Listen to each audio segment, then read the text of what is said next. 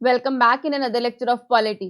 For latest update और इन lectures की PDFs के लिए आप हमें हमारे टेलीग्राम चैनल पे फॉलो कर सकते हैं और on our website that is www.arorais.com।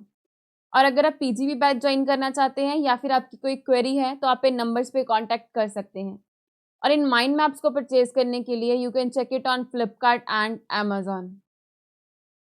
So continue करते हैं हमारा chapter that is parliament. So अब तक हम 2 लेक्चर्स ले चुके हैं पार्लियामेंट के और आज जो है पार्लियामेंट का 3rd लेक्चर है। सो आज हम देखेंगे presiding officers of the parliament कि लोकसभा में कौन प्रिसाइड करता है एंड राज्यसभा में कौन प्रिसाइड करता है। तो पार्लियामेंट में हर हाउस का अपना अपना जो है प्रिसाइडिंग ऑफिसर्स है। There is a speaker and a deputy speaker for Lok Sabha. Lok Sabha में कौन प्रिसाइड करता है यानी कि कौन इनका मेन मेंबर होते हैं, हेड होते हैं स्पीकर एंड डिप्टी स्पीकर। और राज्यसभा में कौन होते हैं, chairman and a deputy chairman. और panel of the chairperson for a Lok Sabha, और जिस टाइम पे स्पीकर या फिर डिप्टी स्पीकर दोनों ही एब्सेंट हो उस टाइम पे पैनल ऑफ द चेयरपर्सन होगा लोकसभा के लिए और panel of the vice chairperson होगा राज्यसभा के लिए। सबसे पहले तो हम देखेंगे स्पीकर ऑफ लोकसभा के बारे में। तो सबसे स्पीकर ऑफ लोकसभा में सबसे पहला है इलेक्शन एंड अ टेन्योर। तो जो स्पीकर है is elected by the Lok Sabha from amongst its members. यानी कि जो स्पीकर होते हैं लोकसभा के उनको लोकसभा के मेंबर्स में से ही चुना जाता है। एंड जो डेट होती है स्पीकर की इलेक्शन की वो कौन फिक्स करते हैं, प्रेसिडेंट फिक्स करते हैं। Whenever the office of speaker fall vacant then Lok Sabha elect another member to fill the vacancy. जैसे ही स्पीकर का ऑफिस वेकेंट होगा यानी कि या फिर रिजाइन कर दे या फिर उनकी डेथ हो जाए या किसी और केसेस में, तो उस टाइम पे जो लोकसभा है फिर से इलेक्ट करके अनदर मेंबर को वहां पे ऑफिस दे देंगे स्पीकर का। यूजुअली जो स्पीकर होते हैं उनकी लाइफ डिपेंड करती है लोकसभा पे, यानी कि लोकसभा जितने साल के लिए रहेगी दैट इज फॉर 5 years, उतने टाइम तक ही स्पीकर अपनी ऑफिस में रहेंगे। So however, he has to vacate his office earlier in any of the following 3 cases. But in 3 cases में उनको अपना ऑफिस जो है वो पहले छोड़ना पड़ सकता है। सबसे पहला है if he cease to be a member of the Lok Sabha, यानी कि अगर उनको लोकसभा के मेंबर से हटा दिया जाए और या फिर वो अपना रिजाइन दे दें डिप्टी स्पीकर को, या फिर उनके खिलाफ रेजोल्यूशन चल रहा हो उनको रेजोल्यूशन से रिमूव कर दिया जाए by the majority of all members of Lok Sabha. उस टाइम पे भी उनको जो है वहां से अपनी सीट वेकेंट करनी पड़ेगी। और ऐसे रेजोल्यूशन के लिए can be moved only after giving 14 day advance notice.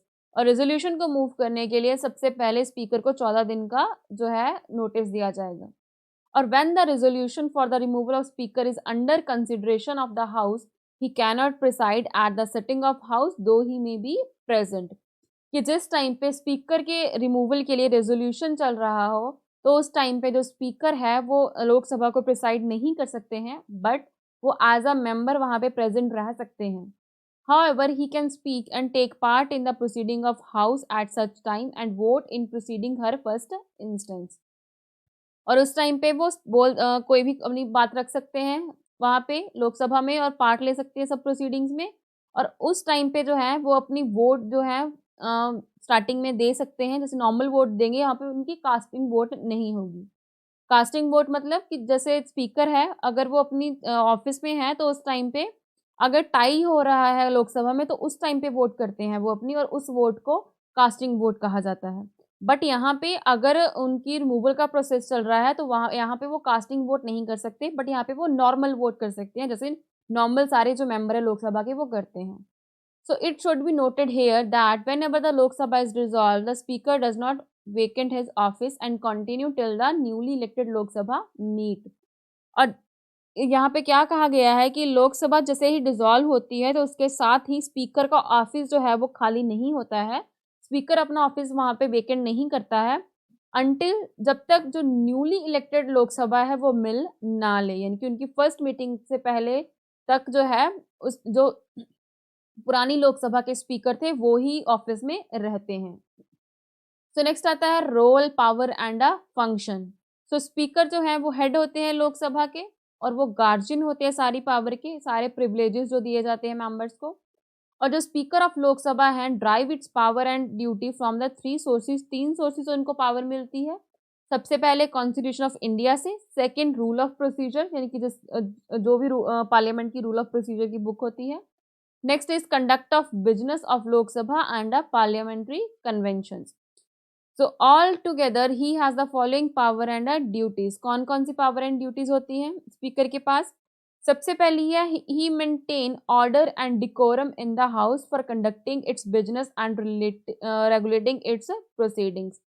कि यहाँ पे वो ऑर्डर मेंटेन करके रखता है, डिकोरम को मेंटेन करके रखता है हाउस में, and he adjourn the house और suspend the meeting in the absence of a quorum. यानी कि जैसे ही अगर जो क्वरम है वो नहीं बन रहा है हाउस में, क्वरम मतलब कि अगर हाउस में जो है एब्सेंस है क्वरम की, तो उस टाइम पे वो हाउस को एडजर्न कर सकता है, मीटिंग को सस्पेंड कर सकता है। क्वरम मतलब एक पर्टिकुलर जो है स्पेसिफिक पॉइंट में कि इतने मेंबर जो है वो प्रेजेंट होने चाहिए हाउस में। अगर उतने मेंबर्स प्रेजेंट नहीं है हाउस में, तो यहाँ पे वो क्या है जो एडजर्न कर सकता है हाउस को। ही does not vote in the first instance, जैसे मैंने आपको पहले बताया कि यहाँ फर्स्ट इंस्टेंस में वोट नहीं डाल सकता है, वो सिर्फ उसी टाइम पे वोट डालेगा जिस टाइम पे टाई हो रहा हो, और उसको क्या बोला जाता है? Casting vote. And he preside over the joint sitting. अगर किसी टाइम पे जॉइंट सिटिंग हो रही है राज्यसभा एंड लोकसभा की, तो उस टाइम पे उसको स्पीकर ही प्रिसाइड करेगा, और वो ही डिसाइड करेगा कि जो बिल है वो मनी बिल है या फिर नहीं है, और उसी के डिसीजन को जो है वो फाइनल माना जाएगा। And he decided the question of disqualification of the Lok Sabha arising on the ground of defection under the provision of a 10th schedule. यानी कि 10th शेड्यूल के बेसिस पर जो डिसक्वालिफिकेशन की बात हो रही होगी लोकसभा के लिए, उसको भी कौन डिसाइड करेगा? स्पीकर ही डिसाइड करेगा। He appoint the chairman of all the parliamentary committees of the Lok Sabha. जितनी भी पार्लियामेंट्री कमेटीज होती हैं लोकसभा की, उनके चेयरमैन्स को भी स्पीकर ही अपॉइंट करेगा और उनके फंक्शंस को भी सुपरवाइज करेगा। सो नेक्स्ट आती है इंडिपेंडेंस एंड इम्पार्शलिटी। सो जो हमें पहले पता है कि जो स्पीकर का ऑफिस है वो बहुत प्रेस्टिजियस ऑफिस है, तो उस चीज़ के लिए उसका इंडिपेंडेंट होना बहुत ज़रूरी है। सो जैसे कि अब यहाँ पे बोला गया है कि following provisions ensure the independence and impartiality of the house of office of the speaker. तो सबसे फर्स्ट है कि उसका जो he provided with the security of a tenure, कि उसको एक फिक्स सिक्योरिटी दी गई है, उसका टेन्योर दिया गया है उसको। He can be removed only by the resolution pass by the Lok Sabha by a special majority. कि यहाँ पे अगर आपको स्पीकर को रिमूव करना है तो स्पेशल मेजोरिटी से ही रिमूव किया जा सकता है बाय द लोकसभा। और जो उसकी सैलरी एंड अलाउंसेस है उसको भी पार्लियामेंट के द्वारा फिक्स किया गया है। उसको कहाँ से दी जाती है उसकी salary? Consolidated fund of India से। And he can not vote in the first instance, इसको हम पहले मैं बता चुकी हूँ। He is given a very high position in the order of precedence, उसको क्या काफ़ी हाई पोजीशन दी जाती है। चीफ जस्टिस के अलॉन्ग उसका 7th रैंक होता है। सो नेक्स्ट आते हैं deputy speaker of the Lok Sabha. So जो डिप्टी स्पीकर है उनको भी लोकसभा से ही इलेक्ट किया जाता है from amongst its members. The date of election of the deputy speaker, यानी कि डिप्टी स्पीकर की इलेक्शन की डेट को कौन फिक्स करता है? स्पीकर फिक्स करते हैं। और स्पीकर की इलेक्शन की डेट को कौन फिक्स करते थे? President. Whenever the office of a deputy speaker fall vacant, the Lok Sabha elect another member to fill the vacancy. Same like speaker की, जैसे ही डिप्टी स्पीकर का ऑफिस खाली होगा, वेकेंट होगा, तो लोकसभा न्यू मेंबर को इलेक्ट कर लेगी वहां पे। The deputy speaker remains in office usually during the life of a Lok Sabha. जितने टाइम में लोकसभा अपने रहेगी उतने टाइम तक ही डिप्टी स्पीकर जो अपने ऑफिस में रहेंगे। और ही में वेकेंट हिज ऑफिस अर्लियर, और कुछ उससे पहले भी वो अपना ऑफिस जो है वेकेंट कर सकते हैं। किस केस में? अगर उनको मेंबरशिप ले ली जाए लोकसभा की, या फिर वो अपना रिजाइन दे दें स्पीकर को, या फिर उनके खिलाफ कोई रेजोल्यूशन पास कर दिया जाए, तो उस टाइम पे भी उनको अपनी सीट जो है वेकेंट करनी पड़ेगी। सो नेक्स्ट आता है deputy speaker perform the duties of the speaker office when it is a vacant. कि जिस टाइम पे स्पीकर का ऑफिस वेकेंट हो, तो उस टाइम पे डिप्टी स्पीकर जो है वो एज अ स्पीकर काम करेंगे। और he also act as a speaker when the latter is absent from the sitting. तो वो एज अ स्पीकर काम करेंगे वहां पे। In both the cases he assume all the powers of the speaker. तो इस केसेस में जितनी भी पावर स्पीकर को दी जाती हैं वो सारी पावर्स क्या होगी? डिप्टी स्पीकर को मिल जाएगी। And he also preside over the joint sitting of both the house of parliament in case of the speaker is absent from such sitting. जैसे हमने पहले बात की थी कि अगर जॉइंट सिटिंग होती है पार्लियामेंट की, तो उसको प्रिसाइड कौन करेगा? स्पीकर करेंगे। अगर स्पीकर एब्सेंट है तो उस टाइम पे स्पीकर की जगह पे उसको डिप्टी स्पीकर जो है वो प्रिसाइड करेंगे। सो डिप्टी स्पीकर जिस टाइम पे हाउस को प्रिसाइड कर रहे होंगे तो उस टाइम पे can not vote in the first instance, तो वहाँ पे वो पहले टाइम पे वोट नहीं डाल सकते हैं। वो सिर्फ तब ही वोट डालेंगे जिस टाइम पे टाई हो रहा होगा, यानी कि सेम वोट्स आ रही होंगी, तो उसको क्या बोलते हैं, casting vote. Further, when a resolution for the removal of a deputy speaker is under consideration of the House, he cannot preside at the sitting of the House, though he may be a present. जैसे कि हमने speaker के case में देखा था कि जिस time पे उनके खिलाफ रेजोल्यूशन पास किया जा रहा हो, तो उस टाइम पे वो हाउस को प्रेसाइड नहीं करेंगे, बट वो हाउस में प्रेजेंट रह सकते हैं, वहाँ पे बोल सकते हैं, जितनी प्रोसीडिंग्स होंगी उन पे प्रेजेंट रह सकते हैं। The deputy speaker is entitled to a regular salary and allowances fixed by the parliament, ने भी उनके लिए जो सैलरी वगैरह फिक्स की गई है पार्लियामेंट के द्वारा वो उनको दी जाएगी। और कहाँ से दी जाएगी, वो कंसोलिडेटेड फंड ऑफ इंडिया से। सो नेक्स्ट आता है panel of chairperson of a Lok Sabha. So under the rule of a Lok Sabha, the speaker nominate from the amongst the member of a panel of not more than 10 chairperson. तो जो लोकसभा में से ही जो speaker है वो 10 पर्सन्स को नॉमिनेट करेगा as a chairperson, and all of them can preside over the house in the absence of the speaker और द डिप्टी स्पीकर। और इन 10 मेंबर्स में से कोई भी एक मेंबर जो है, जिस टाइम पे ये दोनों एब्सेंट होंगे, यानी कि स्पीकर या फिर डिप्टी स्पीकर एब्सेंट होंगे, तो उस टाइम पे वो ऑफिस को प्रिसाइड कर सकते हैं, उस टाइम पे हाउस को। And he has the same power as a speaker when so presiding, और जिस टाइम पे वो हाउस को प्रिसाइड कर रहे होंगे तो उनकी जो पावर है वो सेम स्पीकर के जितनी ही होगी। And he hold office until a new panel of a chairperson is a nominate, और वो तब तक ऑफिस होल्ड करेंगे जब तक न्यू चेयरपर्सन जो है, न्यू पैनल ऑफ चेयरपर्सन जो है वो नॉमिनेट ना हो जाए। And when a member of the panel of chairperson is also absent, any other member as determined by the house act as a speaker। और जिस टाइम मान लीजिए वो चेयरपर्सन भी एब्सेंट है, तो उस टाइम पे कोई भी मेंबर जो हाउस के द्वारा डिटरमाइन किया जाएगा वो एज अ स्पीकर वहां पे काम कर सकता है।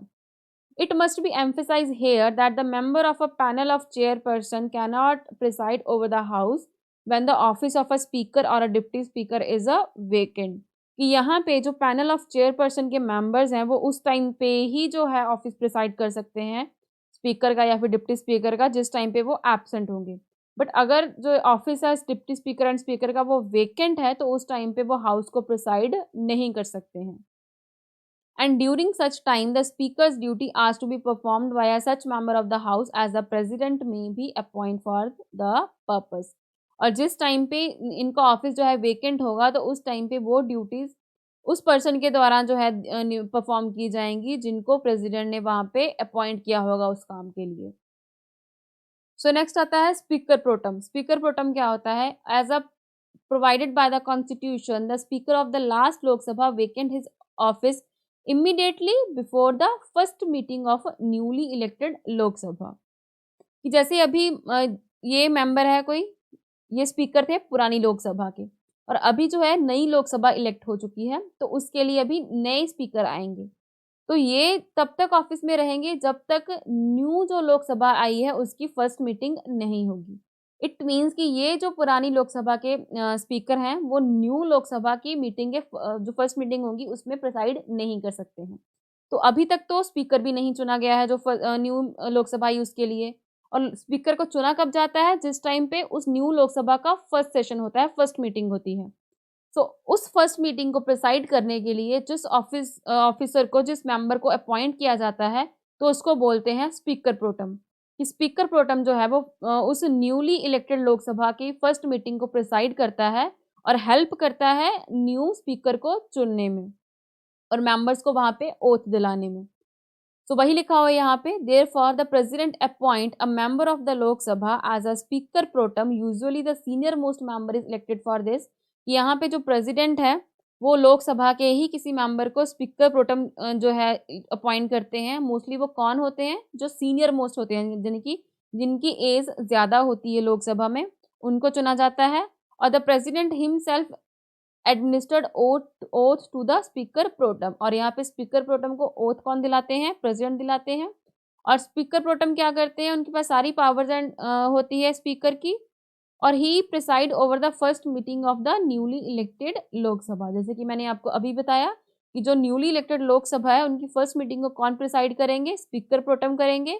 और उनकी मेन ड्यूटी क्या होती है कि जितने लोकसभा के न्यू मेंबर चुन के आए हैं उनको ओथ दिलाएं और जो न्यू स्पीकर को इलेक्ट किया जाना है उसमें हेल्प करें हाउस की। And when the new speaker is elected by the house, जिस टाइम न्यू स्पीकर को इलेक्ट किया जा चुका होता है हाउस के द्वारा, तो उस टाइम पे जो ऑफिस है स्पीकर प्रोटेम का, वो सीज हो जाता है। सो नेक्स्ट आती है chairman of a Rajya Sabha. So chairman of Rajya Sabha में क्या है कि जो प्रिसाइडिंग ऑफिसर है राज्यसभा के, उनको कौन क्या बोलते हैं, चेयरमैन बोलते हैं। और जो चेयरमैन है राज्यसभा के वो ही वाइस प्रेसिडेंट होते हैं इंडिया के, यानी कि वाइस प्रेसिडेंट ऑफ इंडिया को ही एज अ चेयरमैन इलेक्ट किया जाता है राज्यसभा का। तो जैसे ही वो वाइस प्रेसिडेंट बनते हैं तो वो ऑटोमेटिकली राज्यसभा के चेयरमैन भी बन जाते हैं। और during any period when the vice president act as a president और discharge the function of a president, then he does not perform the duty of the office of a chairman of a Rajya Sabha. यानी कि जिस time पे जो vice president है वो as a president काम कर रहे हैं, तो वो उस टाइम पे राज्यसभा के चेयरमैन की तरह अपनी ड्यूटीज परफॉर्म नहीं कर सकते हैं। The chairman of the Rajya Sabha can be removed from his office only if he is removed from the office of a vice president. कि अगर उनको वाइस प्रेसिडेंट के ऑफिस से रिमूव किया जाएगा तब ही वो एज अ चेयरमैन वहां से रिमूव हो सकते हैं राज्यसभा से, अदरवाइज उनको वहां से रिमूव नहीं किया जा सकता, बिकॉज जो राज्यसभा है वो परमानेंट हाउस है। As a presiding officer, the power and the function of the chairman in the Rajya Sabha are to similar the speaker in the Lok Sabha. यहाँ पे जो पावर एंड फंक्शंस है राज्यसभा के चेयरमैन के, वो स्पीकर ऑफ द लोकसभा से सिमिलर होते हैं। सो speaker has the two special powers, but speaker के पास दो स्पेशल पावर होती है। फर्स्ट कौन सी होती है कि स्पीकर ये डिसाइड कर सकता है कि कोई जो बिल है वो मनी बिल है या फिर नहीं, और उसी के डिसीजन को फाइनल माना जाएगा।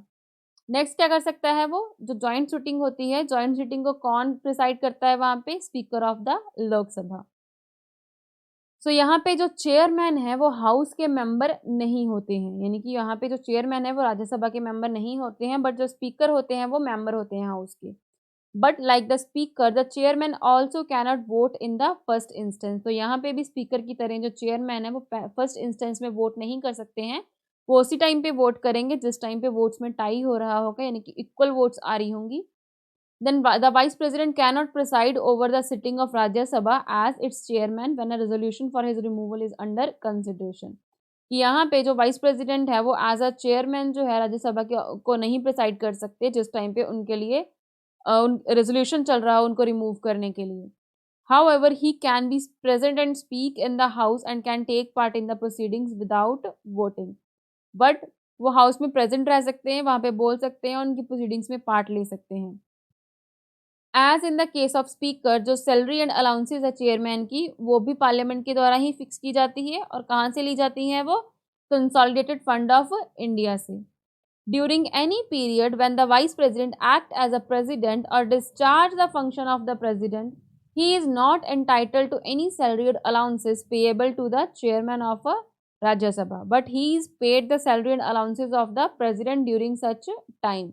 कि जिस टाइम पे जो वाइस प्रेसिडेंट है वो एज अ प्रेसिडेंट काम कर रहे होंगे, तो उस टाइम पे उनको जो सैलरी एंड अलाउंसेस दिए जाएंगे वो चेयरमैन ऑफ राज्यसभा के नहीं दिए जाएंगे, तो उस टाइम पे वो एज अ प्रेसिडेंट जो है उनको सैलरी एंड अलाउंसेस दिए जाएंगे।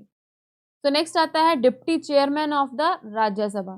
तो deputy chairman of the Rajya Sabha में क्या है कि deputy chairman is elected by the Rajya Sabha. तो डिप्टी चेयरमैन जो है वो राज्यसभा के द्वारा ही इलेक्ट किया जाता है और वो राज्यसभा के मेंबर्स में से ही होता है। Whenever the office of a deputy chairman fall vacant, the Rajya Sabha elect another member to fill the vacancy. यानी कि जैसे ही डिप्टी चेयरमैन का जो ऑफिस है वो वेकेंट होगा, तो उस टाइम पे राज्यसभा द्वारा फिर से इलेक्शन करके इलेक्ट कर लेगी अनदर मेंबर को उस वैकेंसी को फिल करने के लिए।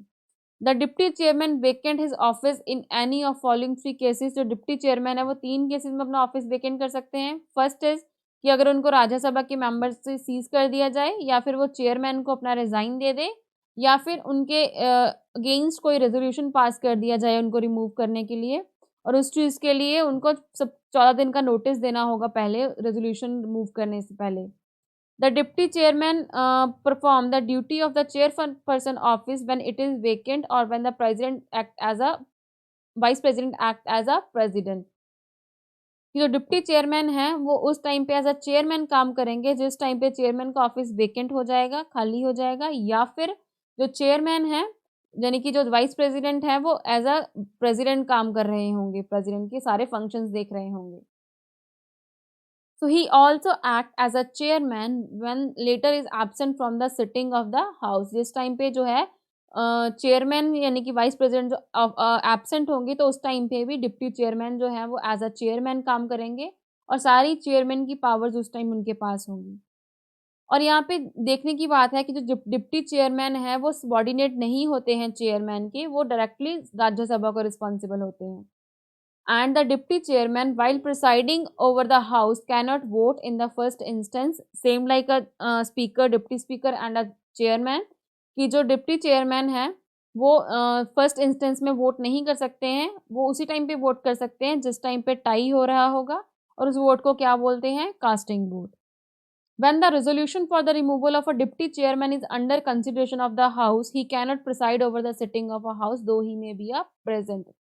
कि जिस टाइम पे उनको रिमूव करने के लिए रेजोल्यूशन पास किया जा रहा होगा तो उस टाइम पे वो प्रिसाइड नहीं कर सकते हैं हाउस की किसी भी सिटिंग को, बट वो हाउस में प्रेजेंट रह सकते हैं। The deputy commissioner is also entitled to a regular salary allowances, उनको भी रेगुलर सैलरी अलाउंसेस दी जाती है, और कहाँ से दी जाती है, कंसोलिडेटेड फंड ऑफ इंडिया में से। नेक्स्ट है panel of a vice chairperson of a Rajya Sabha. So under the rule of a Rajya Sabha the chairman जो हैं वो नॉमिनेट करते हैं कुछ मेंबर्स को, a panel of vice chairperson, and any one of them can preside over the house in absence of the chairperson, chairman और अ deputy chairman. कि जो चेयरमैन होंगे राज्यसभा के वो किसी मेंबर्स को नॉमिनेट करेंगे और उनमें से ही कोई मेंबर जो है वो एज अ चेयरमैन या काम करेगा जिस टाइम पे चेयरमैन या फिर डिप्टी चेयरमैन जो है वो एब्सेंट होंगे। He has the same power as a chairman, यानी कि जितनी पावर चेयरमैन के पास होगी वो सेम पावर ही उनको दी जाएगी जिस टाइम पे एज अ चेयरमैन काम कर रहे होंगे। And he hold office until a new panel of a vice chairperson is a nominated.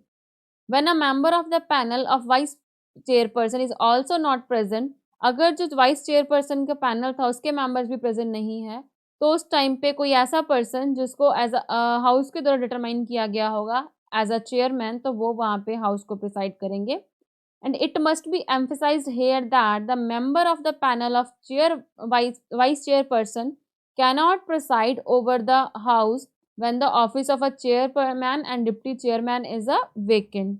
कि कोई भी मेंबर जिनको पैनल ऑफ द चेयरपर्सन के लिए नॉमिनेट किया गया है वो उस टाइम पे हाउस को प्रिसाइड नहीं करेंगे जिस टाइम पे जो चेयरपर्सन, चेयरमैन या फिर डिप्टी चेयरमैन का जो ऑफिस है वो वेकेंट होगा। वो सिर्फ उसी टाइम पे प्रिसाइड कर सकते हैं जिस टाइम पे चेयरमैन या फिर डिप्टी चेयरमैन जो है वो एब्सेंट हो। सो यहाँ पे हमारा आज का लेक्चर खत्म होता है। मिलते हैं अपने नेक्स्ट लेक्चर में, और नेक्स्ट लेक्चर में इसी चैप्टर को कंटिन्यू करेंगे। Thank you.